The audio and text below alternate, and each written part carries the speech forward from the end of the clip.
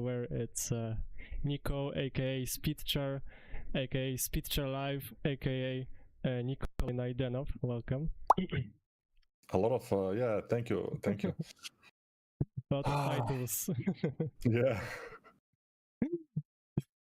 So big introduction. yeah, exactly. So first question, you're pretty much starting to get known more for your live streaming and streaming sculpting. So what keeps you coming back to sculpting live? Is it the community, the creative process, or something else that fuels you? Yeah, I will be honest, like always. I will say I'm pretty lazy, so I should make videos, proper videos, educational, for my other channel, which is the first channel that I did, Speedchar. But it's much easier to just turn on the OBS and start live streaming for the other channel without any preparation, just streaming, and people are also liking it. I also can do it without too much hassle, so maybe that's why I do it, because I'm lazy. So the laziness is the main factor Yes. that makes you stream. And also, I like sculpting, right?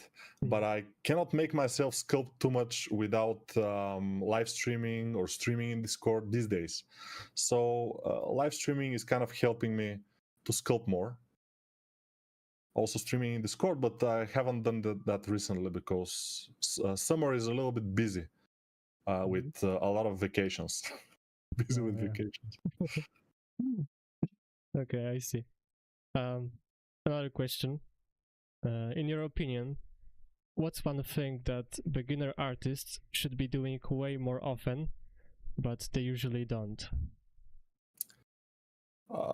I cannot be exactly super sure what they are doing or what they are not doing, because I'm not present in their homes while they are there, usually. But my guess is that they should practice more. I mean, like these days, those distractions like YouTube, TikTok, Instagram, all the social networks and games also. There are a lot of amazing games. So a lot of distractions, and I don't know if people have this kind of time to practice as much as we do back in the days. But of course, for example, I was reading one comment today in one of my YouTube videos, and the guy said that he's into sculpting, into modeling, into all those things, but it's so hard and so boring. So what is my advice? And I just told him, if it's boring to you, if you don't kind of like it, then maybe it's not for you. Those things are not for you. When you kind of start sculpting and you devote, for example, 200, 300 hours into learning the software, for example, Blender, because before you learn the software, you will not enjoy the process that much. But when you learn the software, when you feel like a little bit like home, then you will start enjoying the process. If you don't enjoy it, then it's probably not for you. But to the question, most likely people should practice a little bit more, because now the whole industry and everything is much more competitive than back in like 5 years ago. 5 years ago, when the pandemic hit, it was very good for the industry, we may say. A lot of companies were hiring, and there were a lot of jobs, a lot of freelance. There were a lot of money on this. Now it's the opposite. So I think it's a period, especially for the 3D artists, because the AI is still the 3D AI is still not on the level of the 2D AI. The 2D AI is amazing, but the 3D AI is not good. Especially for characters, it cannot actually do the job.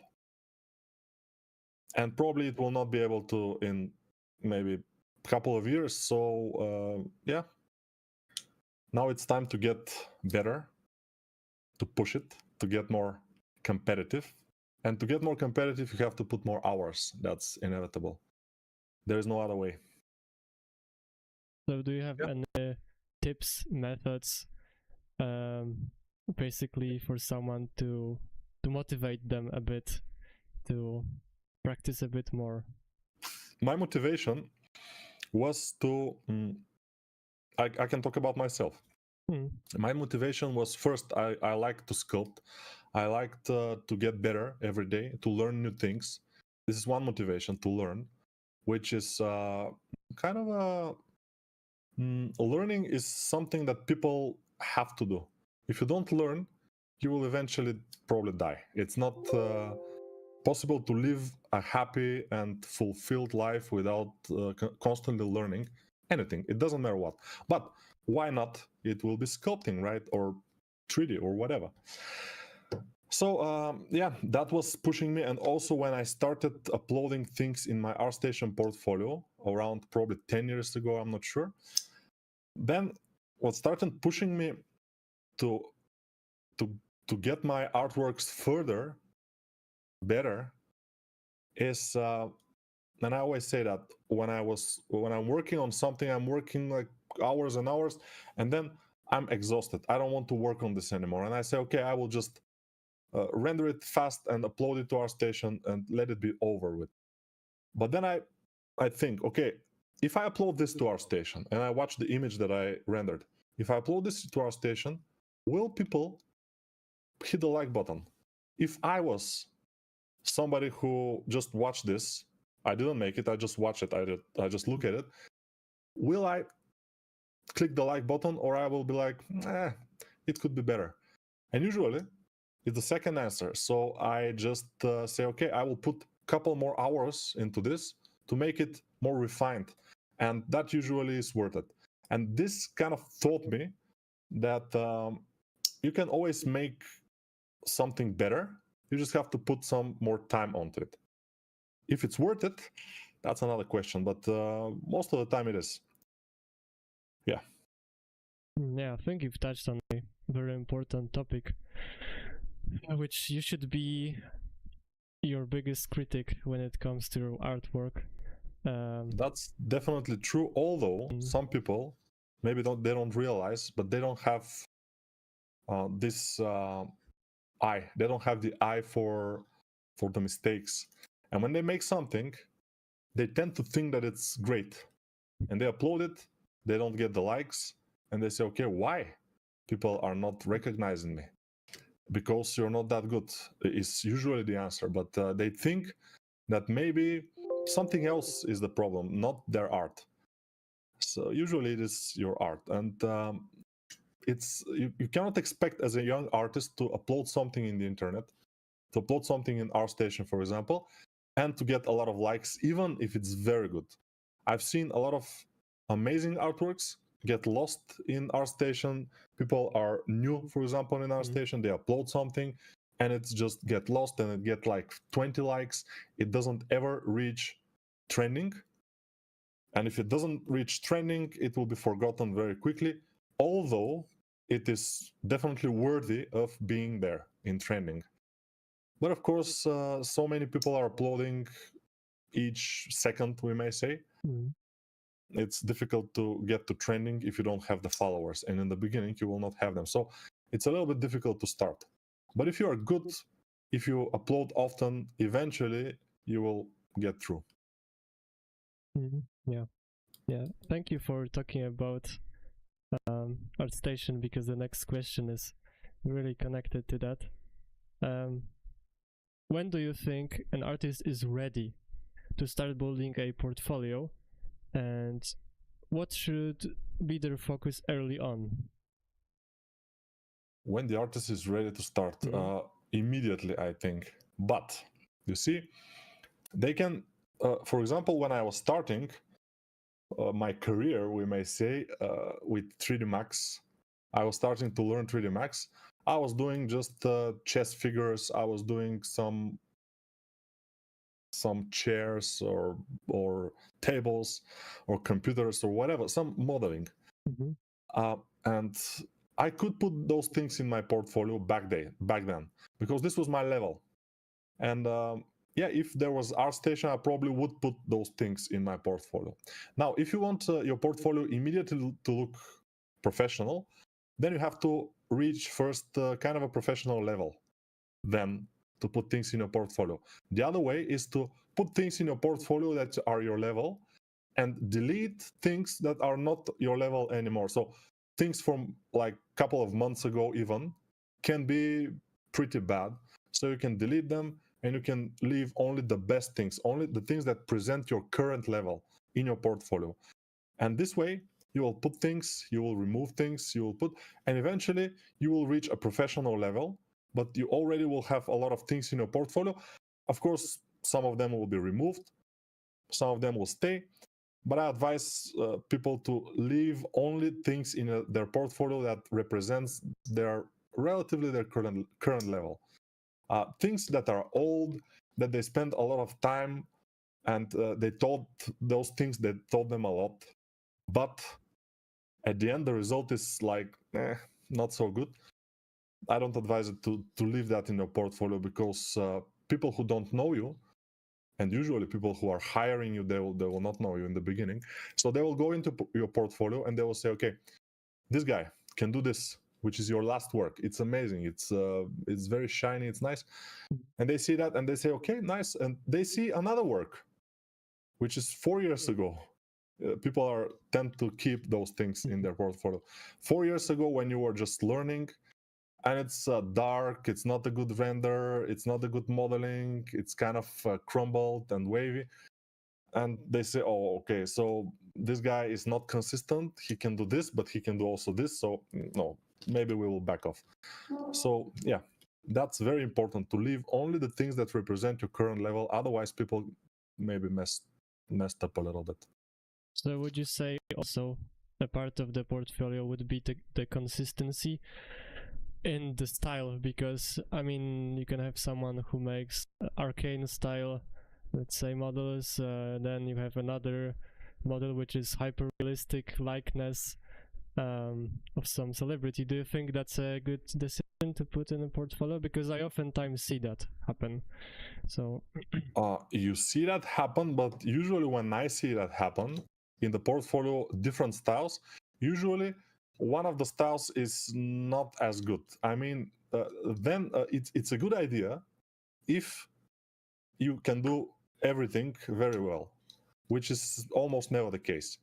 So I would advise to concentrate only on one thing. For example, my portfolio is mostly with things which are stylized, semi-stylized and highly stylized, but stylized. It's game art mostly. If you are searching for something which is realistic, there is one or two things in my portfolio that are kind of realistic, but not too much. So I'm not into that. If you're putting things in your portfolio, that's very important actually. If you're putting things in your portfolio that you have made and they're good, but you don't want to do this. For example, you're putting weapons in your portfolio because you only have weapons, but you don't want to do weapons. You want to do characters. Don't put those weapons in your portfolio. Maybe they're good, but don't put them there. Put characters and put the weapons on those characters. So you can show that you can make characters, and people will search. People will kind of hire you to make characters for them, not weapons. Because yeah, you can make weapons, but with the character, for example. You always have to put things in your portfolio that you want to do. If you want to do characters, you cannot have portfolio full with cars, for example. It's not gonna work. Yeah, and that's a brilliant idea, because you can have a portfolio piece which is a table, and then another one is like a girl character. Why not make one piece and the girl is sitting on the table? So yeah, I like it a lot. Can be, but for example, in this case, I would remove the table as a piece from a portfolio. It will be the girl will be the main piece. It will be one post only for the girl, and there will be the girl in a pose, the girl in another pose, the girl sitting on a table, the girl sitting or crouching below the table. Some things like this, it can be good. Yeah. So I don't have any more questions for this. I think it's explained very clearly. Hopefully, yeah. If AI ever took over 3D character creation, which is pretty likely to happen, what would you pivot to, or would you still find a way to create? Actually, you say it's pretty likely to happen. Yes, it probably is, but we don't know. We don't know because it kind of start to take over the 2D, the concept art. Although concept artists still have work in most places that I know. So it's not even with the state of the 2D art, which is Midjourney and ChatGPT. They're making amazing images. Still, 2D artists, they have jobs. So for the 3D art, the AI is very far from the truth now. It may someday kind of get better and better. I don't know when, but at the end, it's 3D. It's a little bit more difficult than just taking one picture and showing it on the internet or whatever. It's a 3D file. Usually, the 3D files, you have to handle them with a 3D software. And who can handle those files better than a 3D character artist, right? So when the scans start to appear, people thought that our job also for the realistic characters will be done, but it's not actually done. There is always a 3D artist that has to retouch those scans. It's not like you take the scan and you put it in the game. It's never like this. So I'm guessing that it will be the case for a couple of years at least after the 3D becomes that good, which we don't know if it will happen because you see, the 2D is easily acceptable and everybody easily accessible and everybody can do it. The 2D art. So anybody can type a prompt and get the image. Amazing. That's why they are putting a lot of effort and money into that. The 3D, on the other hand, it's more niche. So they are not putting so much money into that. So they are not developing it that fast, in my opinion. So I'm not that concerned about that. And what will I do if this happens? I probably will continue working with the AI. Probably. You know, this is my passion. I like it. So I probably will continue make characters, maybe faster, maybe more accurate, maybe better with AI. Who knows? Or I will become a YouTube comedian or something. I don't know. Yeah, because you're already connecting these things right now, I believe. Yeah, but also I think I spoke about it at some point in my interview, is that it's always the people who are new to 3D that are a bit afraid of AI, and I never heard any professional 3D artist be afraid of AI. And I think the biggest outlier, if maybe of the fear of AI, is maybe the skill. I think the skill is still gonna be the most important thing. I don't know if you understood that, but probably. But you see, we as professionals already have established ourselves. We have some freelance here and there. We have something. So for the next years, until eventually the AI becomes that good, for example, we will have bread on our table, we may say. So that's why we are not afraid, or we are not that. It's not a problem for us. For the young artists, it could be a problem because they are now stepping up. They are now starting to learn, and it will take a couple of years until they reach a good level. And you never know with the development these days how fast the AI will start, taking over, and maybe at some point, while they are still kind of almost there, the AI will take over and everything will be over, and they will be like, okay, what's happening? So they will never be able to actually work. That's their fear, which I think it's probably it's a good fear. I mean, it's a fear that's could be true. It's a fear that could be true. So we don't know. Yeah, nobody can tell you unless someone can see future. Then but yeah.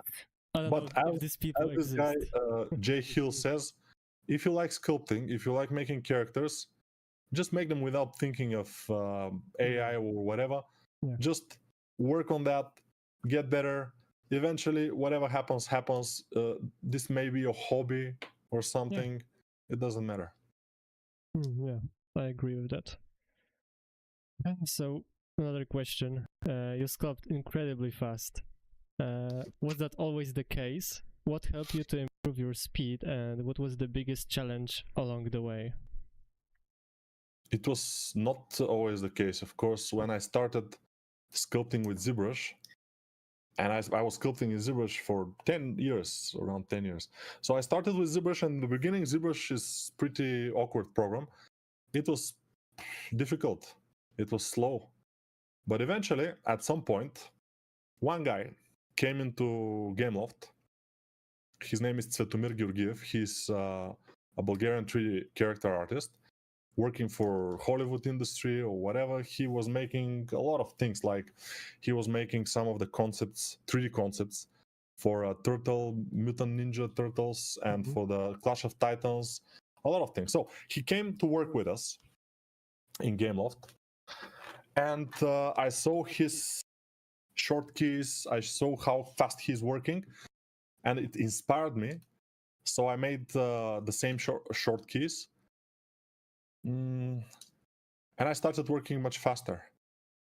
And probably this was the kind of a pivot point that I started working faster with the short keys. And also there is another thing. I am having this anxiety always for everything. So I want to do things fast. I want things to happen fast. So if I have control, I will do things very fast, everything. So that's why I'm sculpting that fast, because I need to. My anxiety is kind of pushing me to work fast. So an anxiety basically gave you a superpower.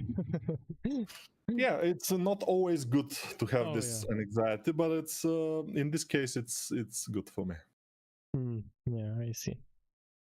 So very serious question. Yeah. How many times have you accidentally cut yourself with your knives? And which one is still your favorite despite the bloodshed? Numerous times I have cut myself, and I don't have a exact favorite knife. For example, I have folding knives, which are, this is one of the latest that I have. Damascus blade, very cool. Oh yeah. Yeah. Oh, it has this pattern, right? Yeah, Damascus. So it's a folding knife, right? And I have maybe more than 200 folding knives, more than 300. I'm not sure exactly. I haven't counted them. Maybe even more. On my desk right now, I have 30, 40. I'm not sure how much. I have a lot. Oh, wow. There is another Damask one also, a little bit smaller. Another one.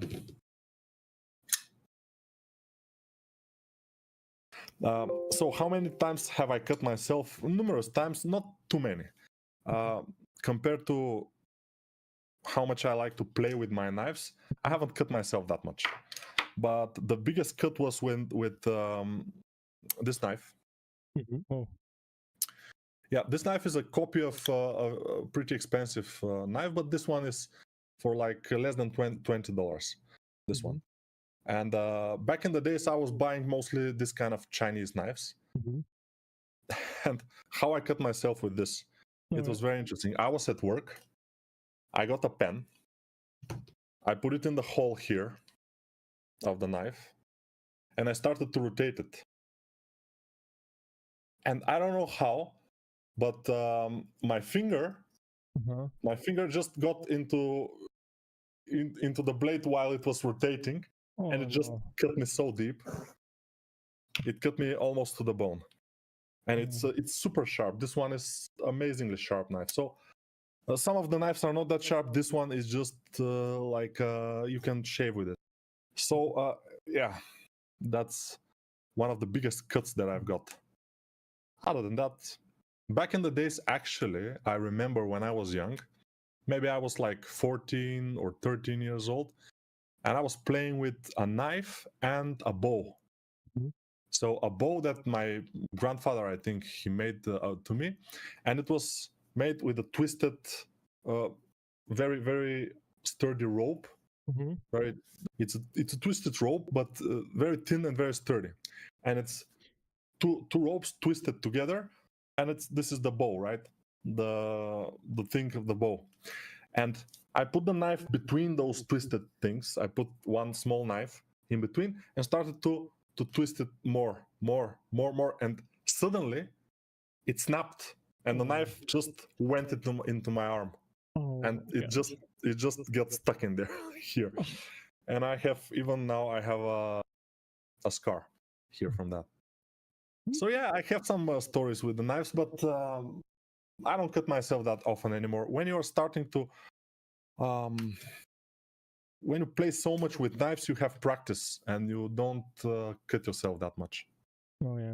Also, I have a secret.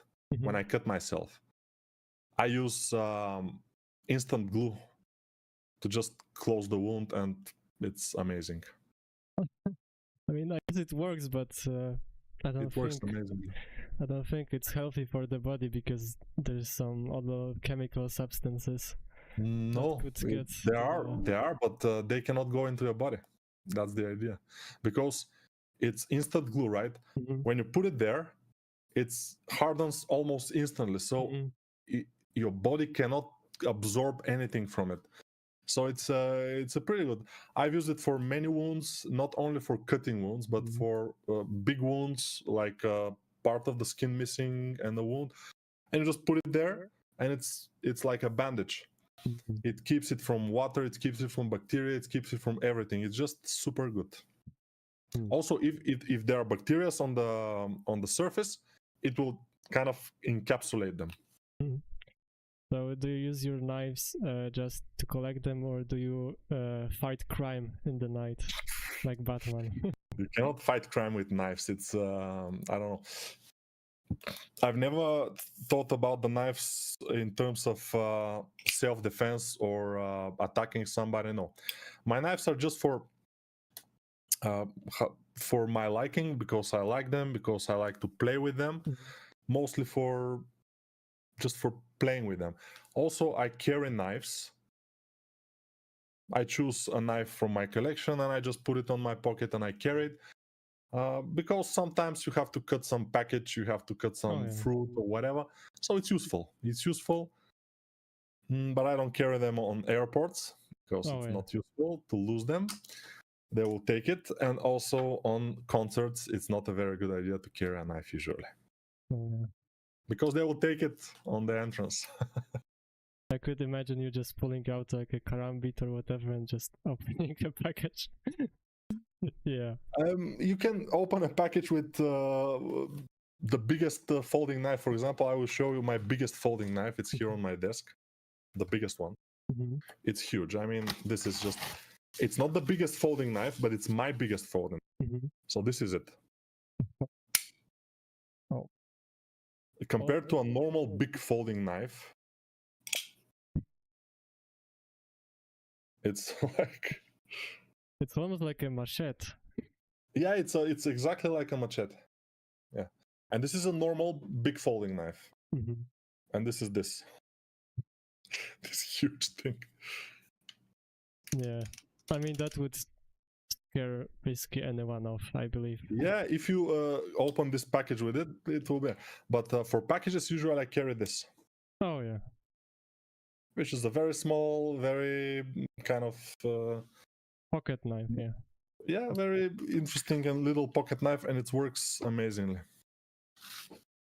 All right, so change of topic.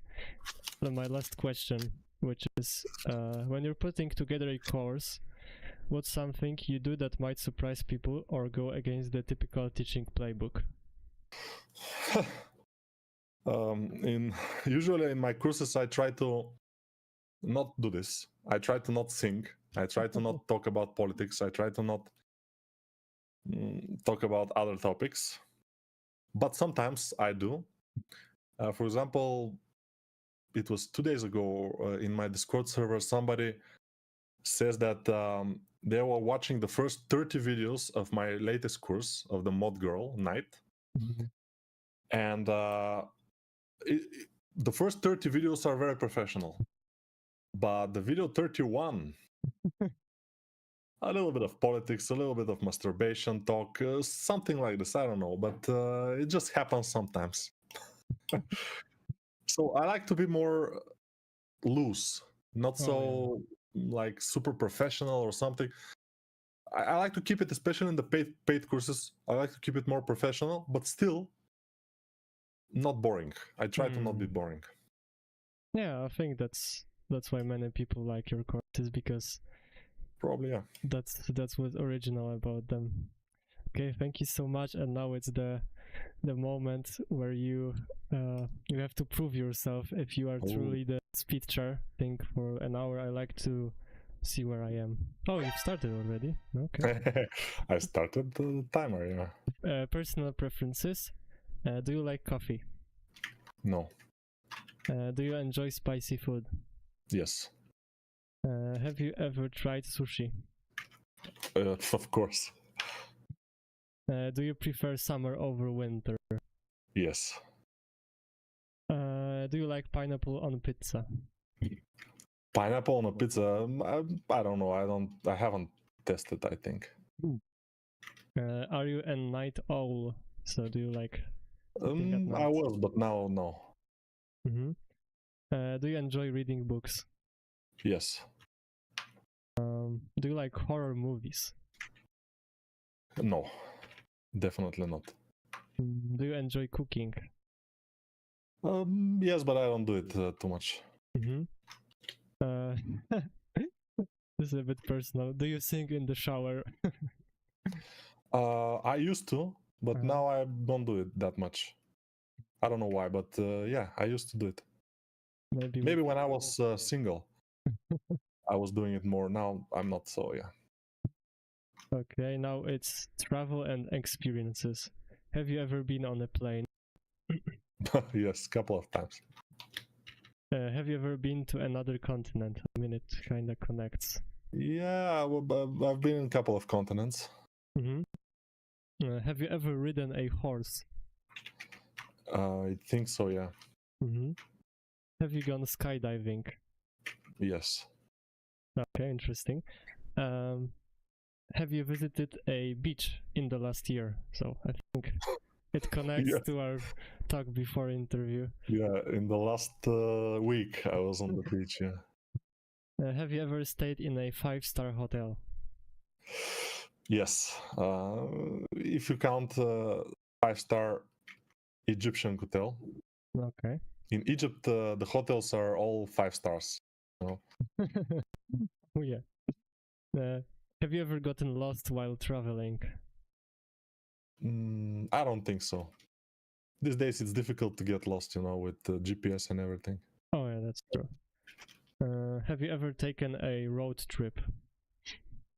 Yes. Have you ever traveled alone? Yes. Now it's random fun category. Can you whistle? Yes. Do you believe in luck? Yeah. Have you ever won a contest? Yes. Can you touch your toes without bending your knees? I don't think so. I mean, it's pretty not obvious. Anymore. Have you ever slept through an alarm? Of course. Yeah. Have you ever pulled an all-nighter? Oh yeah. When I was young, all the time. Do you like roller coasters? Not too much. Have you ever fainted? I don't think so. But yeah, I think once on purpose. On purpose? Yeah. What do you mean on purpose? There was this thing back in the day in school that you are getting against the wall, your back against the wall, you're bending forward, you're breathing hard a couple of times, then you stand up and somebody push, and you hold your breath and somebody push you on the chest, and then you faint. And yeah, I did it, and I fainted. Do you know how to juggle? To juggle, no. Have you ever met someone famous? I think so, yeah. Mm. Now it's tech and hobbies. Do you play video games? Yes. Mhm. Have you ever coded something? Coded. Yes. Like Yes. programming. Mhm. Yeah, I programmed when I was very young on a very low level PC back then. Mhm. Do you own a gaming console? Do I own a gaming console? Yes. Yeah, I have PlayStation 4 and 5. Mhm. Do you have you used a VR headset? Yes. Uh, do you have a hobby you do weekly? Yes, I sculpt. Even more than weekly. Yeah. Have you ever built something from IKEA? Yes. Do you enjoy board games? Not bad, yeah. I like them. Have you ever binged an entire show in a day? Do you enjoy board games? Not bad, yeah. I like them. Have you ever binged an entire show in a day? I think so, yeah. Do you prefer texting over calling? Yes, definitely.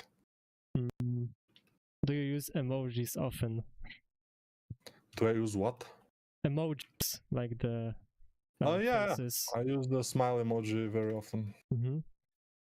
Now it's school and work life. Have you ever been late to school work? To school? Yeah. I think so, yeah. But not too much. I was usually early. Mm-hmm. Have you ever faked being sick to skip classes? I don't think so. Mm-hmm. Have you ever fallen asleep in class? Oh, of course. Many times. Do you like working in a team? Yeah, I definitely like it. Mm-hmm. Have you ever forgotten an important deadline? Important? No, I don't. Mm-hmm. Now it's. Have you ever given a public speech? I mean, outside of YouTube. Yes. Do you prefer remote work? Definitely. Have you ever tutored someone? No. Have you ever been a class clown? Maybe, yeah. I would guess so. Have you ever gotten detention? No. Now it's relationships and social. Do you believe in love at first sight? Not too much. Do you enjoy parties? No. Have you ever ghosted someone? Yes. Have you ever been on a blind date? I don't know exactly. Do you believe in soulmates? Yes, we may say, yeah. Do you like giving gifts more than receiving? No. Do you cry during movies? It happens. It happens.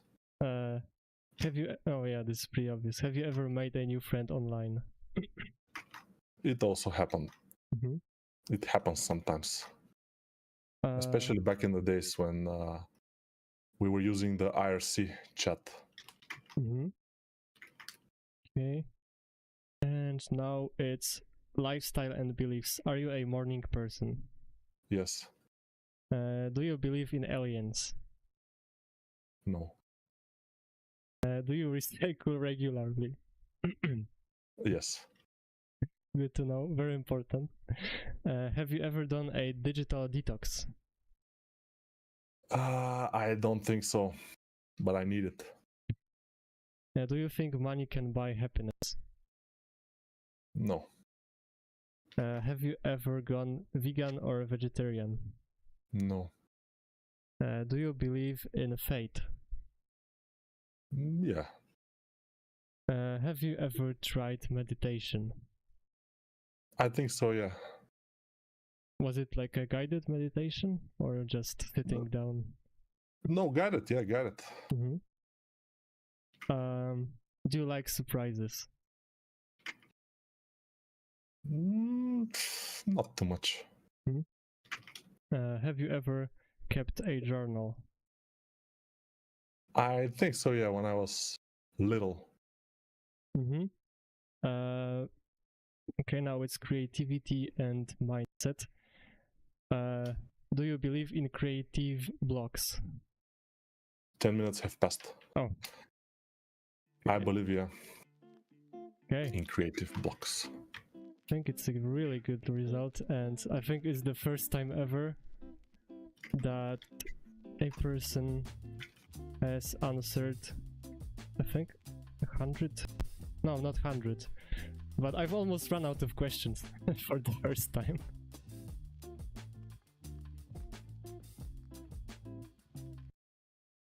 Advice to the guys who want to find a job. For example, I spent somewhere around $11,000. Your channel will be banned, I think. Maybe. Yeah. Hello everyone, welcome to another episode of X, Y, and Z. This is my guest, Marat Nurgaliev, a very good 3D artist that has been running his YouTube channel for around a year, if I'm correct. And today we are going to talk about, as always, 3D and mindset and some interesting stuff. And Marat, I will start with a question. Number one. Thank you. Yes, thank you. In your experience, what's the most challenging part of sculpting, and how do you personally push through it? The most challenging part of sculpting is, for me, is the female head. And in the female head, there is the eyes probably, and overall proportions, the most challenging parts. Mm-hmm. Yeah, that's it, I think. Yeah, but how do you manage to make them look good, basically? What are your methods? Yeah, that's the brute force, I would say. That's the simply practice that you need to read anatomy books, but I'm not reading a lot myself, to be honest. And I even, it's a little bit probably shame to say, but I didn't read a single anatomy book from start to finish, because sometimes it's very busy, seems so. And I just challenging parts. Another one. Many artists fear not finding work. What was your journey in overcoming that fear, and how did you build confidence in your career path? Okay, that's a very challenging question, to be honest. And sometimes some subscribers just ask me how to find work, but it depends on many factors, starting from in which country you are located and which kind of work you are looking for. Because inside the 3D art, there are a lot of directions and a lot of kinds of work you can do. And as for my experience, bad at for works, because I don't like working for someone. I just hate it. But in my career, I worked not much professionally for animation studios. First of all, I started 3D in 2019 in the one of very famous schools, and I paid a lot, but that's different topic. But since I was students, to be honest, I was invited after I was finishing education, and I was work there in the school as a technical assistant or a teaching assistant to mentors. And mentors were the top level, working from with the experience of working studios, animation studios mainly, like Disney. I was helping them to lead their lessons were giving lessons to foreign students from Germany. And I was invited mainly because my mentor, he 3D modeling department head in that school. And he was given the task to find some teaching assistants. And I was one of his students. So he, one of the best. That's why he invited me. And we had a good relations, personal. He was seeing that I'm very, I was attending single, never skipped. And although our time zones were very different, he was Hong Kong based, I'm in Kazakhstan, and my peers, students, they were from Canada. Oh. And that's why my lessons were starting at 5 or 6 a.m. and I was always there. Okay. Yeah. So that's why he invited me. And after we worked 1.5 years there, I got some experience and I managed to work my portfolio to add a couple of works there. Mm-hmm. And then they said, okay, our project with the German part finished and we don't need you anymore. Me and one more teaching assistant, and we lost. In 1 month, I found a job in LinkedIn. There was just announcement, not announcement, but a job post or how to call it. And they were looking for a 3D artist for animation studios based in Ukraine. And the project was international project, and they were looking for someone in my area, in the time zone, I think. Mm-hmm. And I applied, and they gave me a test to make a submarine. Yes, exactly, submarine. Uh-huh. It was a submarine, a cartoony, and okay. I did it, and they liked the topology, and I had very good understanding of topology and stuff because I was professionally learning and then interacting with really good mentors. Okay. So I was hired. Then we worked. Then I lost again because the project was finished because of the client. They said we don't need any more cartoon series. Like it's enough for now.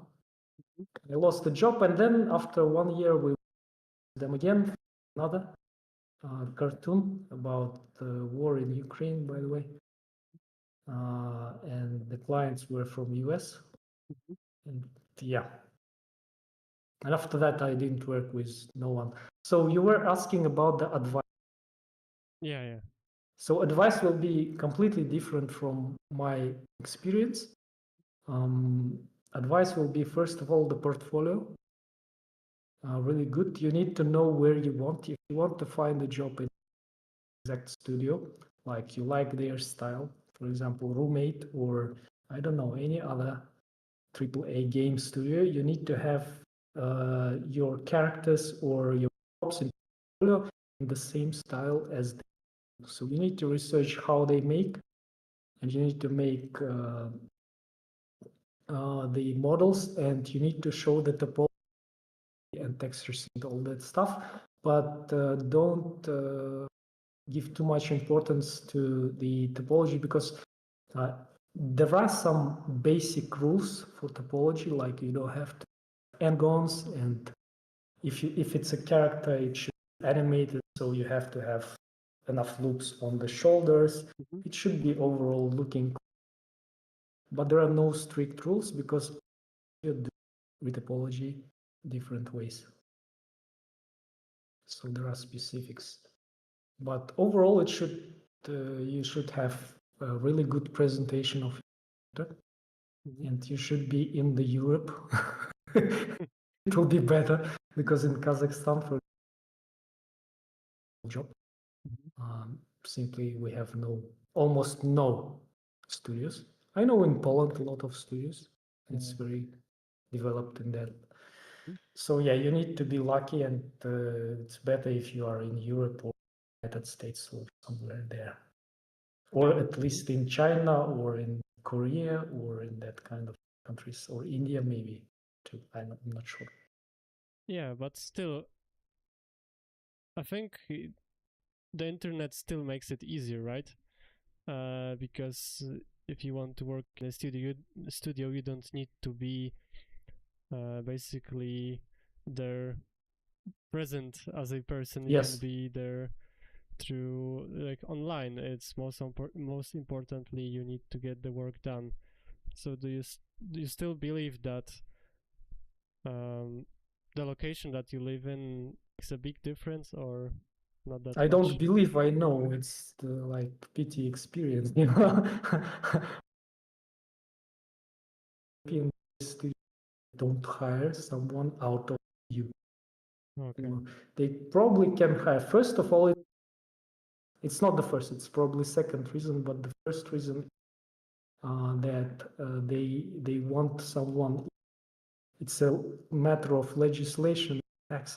Oh yeah. They cannot hire you.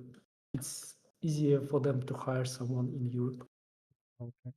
Yeah, I see. For them, technically. And also, I tried many times to apply for Russian companies. It's like no luck, absolutely. They even don't consider, they don't give test, declining, and that's without saying anything. Maybe my portfolio is not the, but I was trying different kind of positions, like for mobile games. I don't know, maybe it's me also. Maybe it's me. I'm not good at looking for jobs. Yeah, but you Yes. still got two, right? Two jobs. But they don't give a chance, you know, for me. I don't know why. Yeah. Well, it happens. Yeah, maybe it's skill, maybe it's the location. But I think skill also plays a big role. Sure. If I would like like top level artist, probably I would find something. Yes. Yeah. I think my portfolio is not enough for the game studios. That probably is the main reason, because especially lately, I don't even find a job in the studio anymore. I don't want, and I'm not bothering too much about topology and all that stuff. I'm just sculpting. Yeah, I think that's the most important thing, isn't it? Like, Yes, probably. But also, the keeping- main reason I think you're right that my portfolio is not enough technical for games studios. maybe, Probably. yeah, maybe. But I believe that, I mean, many people think too much about getting into a studio, and I think it should be just a byproduct of your skill. Because I mean, having a platform like YouTube and what you're doing, selling courses, I think it's still a good option. Yes. I believe so. Very good option. I mean, sometimes yeah. People are asking me. Sometimes I got clients like freelance. They asking for characters, but I think I will be declining. I don't like spending too much time on topology stuff. Yeah, that makes sense. Then 3D printing, I think it's a good option too. Yes, for me, yes. You don't need to care about the topology. Yeah. Yeah. All right. So interesting. You've trained in martial arts. Has that discipline influenced the way you approach your work as a 3D artist or content creator? No, the discipline, I don't think that it influenced. And I trained not much. I trained, I mean, I spent years, but I was bad always because I didn't have luck. Coach, I mean, I trained with good coach, but in the group, and he was giving his attention to boxers, and I was more than 25 at that, going there, someone else. standing, and I didn't get enough, and I was very bad always in all that stuff. But I have experience. I was traveling at some point. I was visiting different kickboxing clubs in Japan and Africa also. Okay.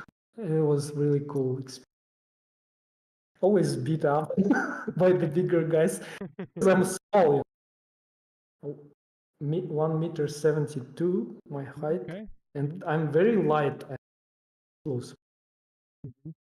And when there is an 80 sparring partner and he's hitting hard, and I don't have, and I have problems with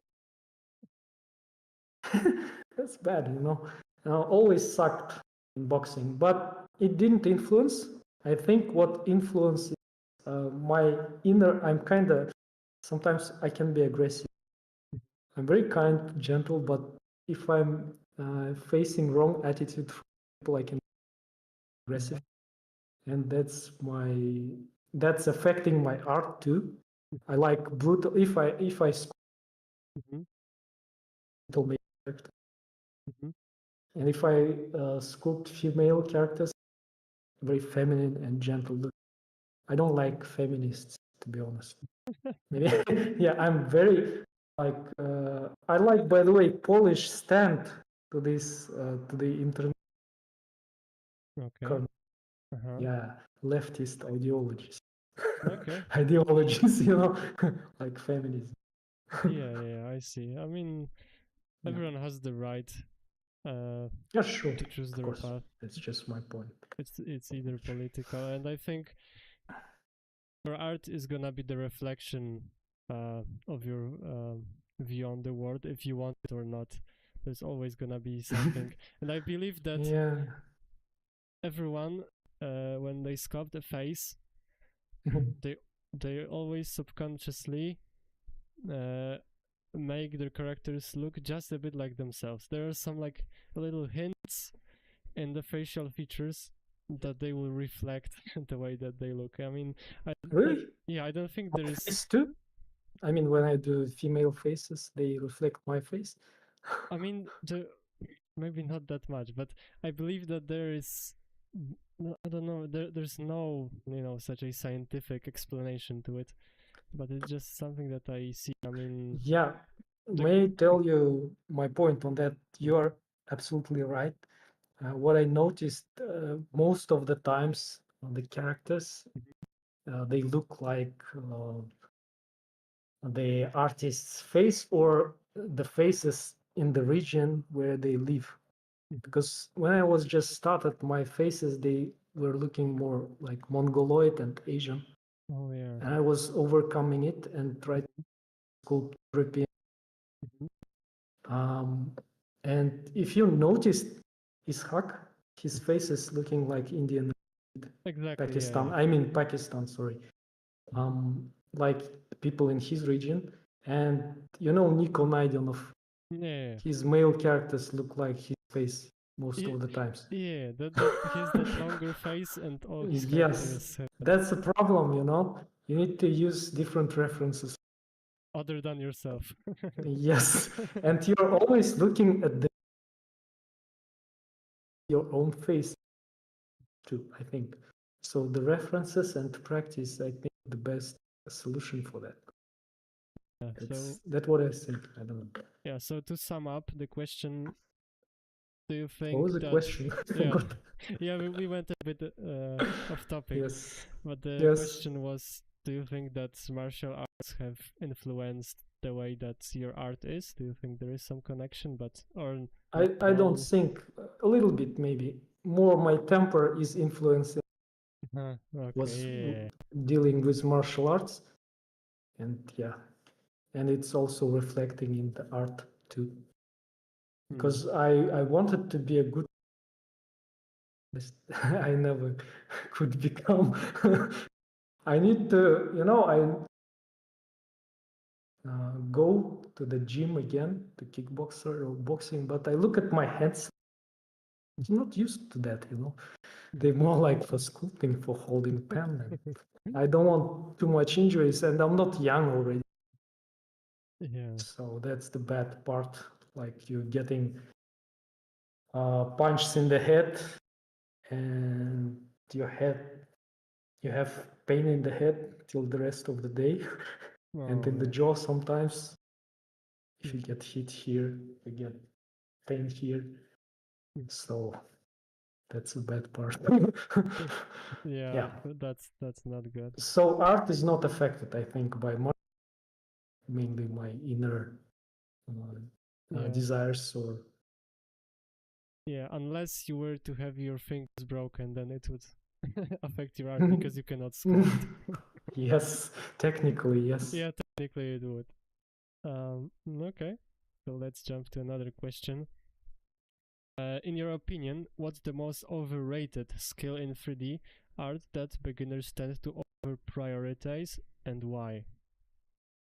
Overrated skill? Yeah, that beginners focus, but it doesn't really affect their learning. Like I gave you advice to the guys who want to find a job, to try to make something like Studio makes, and it could be a problem because many people are trying to do the same, the same characters in the same style, and they work. It doesn't stand out. Yeah. And like for League of Legends, they do characters of League of Legends trying to find a job, but that's also making them they losing their individuality. And I think for artists, the most important thing is find your niche and individuality where